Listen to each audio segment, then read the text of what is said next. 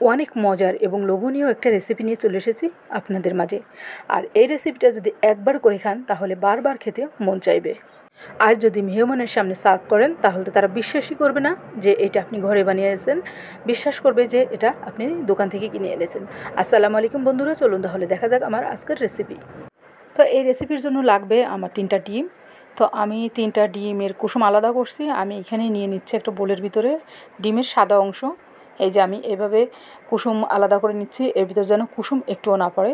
আর কুসুম 3টে আমি অন্য বাটিতে আলাদা করে নিলাম। এখন আমি একটা ইলেকট্রিক বিটার দিয়ে আমি প্রায় 1 মিনিটের মতন বিট করে নিব।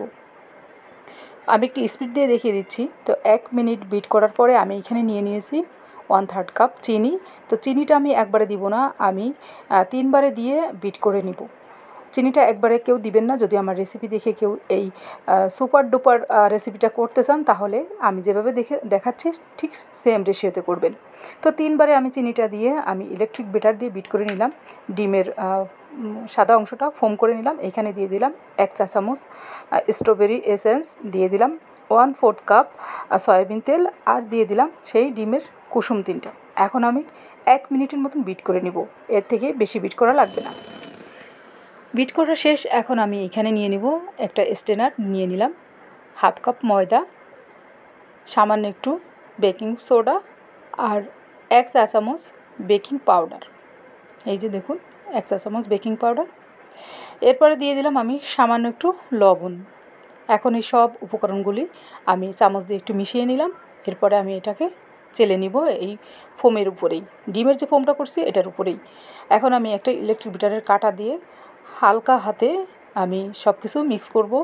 এটা আমি স্পিড দিয়ে দেখিয়েছি, কিন্তু কেউ জোরে জোরে করবেন না, তাহলে ডিমের ফোমটা নষ্ট হয়ে যাবে। এই যে দেখুন ঠিক এইভাবে বিটারটা হবে। এখন আমি এখানে দিয়ে দিলাম 1 চা চামচ হোয়াইট ভিনেগার। হোয়াইট ভিনেগারটা দিয়ে আমি একটা স্প্যাচুলা দিয়ে আমি হালকাভাবে একটু নেড়ে মিশিয়ে দিলাম। এখন আমি এখানে নিয়ে নিলাম একটা কাচের ট্রে, যে ট্রেটা দিয়ে আমি এটাকে স্টিম করব। তো এইখানে আমি একটু তেল ব্রাশ করে দিলাম। এখন আমি সম্পূর্ণ ব্যাটারটা ঢেলে দিলাম সেই কাচের ট্রেটার উপরে। এটা ওভেন প্রুফ ট্রে। এদিকে আমি অন্য চুলায় একটা প্যানে পানি দিয়ে একটা স্ট্যান্ড দিয়ে ঢেকে দিয়েছিলাম একটু হিট করার জন্য, প্রায় 10 মিনিটের মতন। এই যে হিট হয়ে গেছে। এখন আমি এটার উপরে আমার সেই কাচের ট্রেটা বসিয়ে দিব। আমি এখন ঢাকনা দিয়ে ঢেকে দিলাম। ঢাকনা একটা ছিদ্র আছে, ছিদ্রটাও আমি আটকে দিলাম।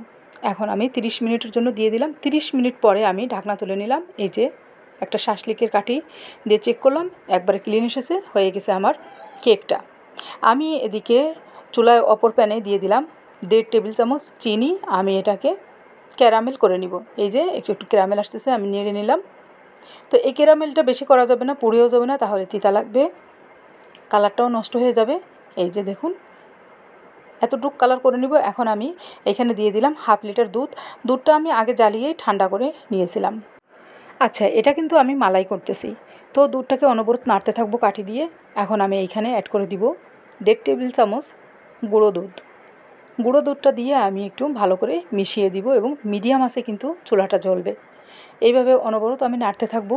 আর দুধ যে সাইডে লেগে যাচ্ছে এটাকে আমি কাঠি দিয়ে বারবার নেড়ে নেড়ে খুঁচিয়ে খুঁচিয়ে ভিতরে এনে দেব। মালাইটা আরও সুস্বাদু হবে, একটু সরসর লাগবে, ভিতরে ছানার মতন পড়ে যাবে। এই তো আমার মালাইটা হয়ে গেছে। এখন আমি কেকটা ঠান্ডা করে নিয়েছিলাম, সেই কেকটাকে আমি একটু মোল্ড আউট করে নিলাম এবং একটা শাসলিকের কাঠি দিয়ে ভিতরে ছিদ্র করে দিলাম। কেকের উপরে আমি এখন গরম মালাইটা ঢেলে দিব। একবারে এই যে ছিদ্রগুলো করে দিয়েছি সেই ছিদ্র দিয়ে মালাইটা নিচে চলে যাবে। আর আমি একটা চামচ দিয়ে চেপে চেপে মালাইটা ভিতরে দিয়ে দিচ্ছি। উপরে দিয়ে দিলাম আমি কিছু পেস্তা বাদাম। পেস্তা বাদামটা আমি একটু ক্র্যাশ করে নিয়েছিলাম, উপরে এখন আমি ছড়িয়ে দিলাম। এই ট্রেটা এখন আমি ফ্রিজে রেখে দেবো 2 ঘন্টার জন্য। 2 ঘন্টা পরে আমি বের করে এনেছি। এখন আমি একটা ছুরি দিয়ে পিস পিস করে কেটে নিলাম। অসম্ভব মজার এই রেসিপিটা একবার করে দেখবেন আপনারা। এটা হচ্ছে গিয়ে মালাই কেক। একবার খেলে মুখে স্বাদ লেগে থাকবে আর বারবার খেতে ইচ্ছে হবে। তো আমি কেটে নিলাম। উপরে একটু ঠান্ডা মালাই দিয়ে আমি এটাকে সার্ভ করব। একটু মালাই ছিল তো আমি ঠান্ডা করে নিলাম।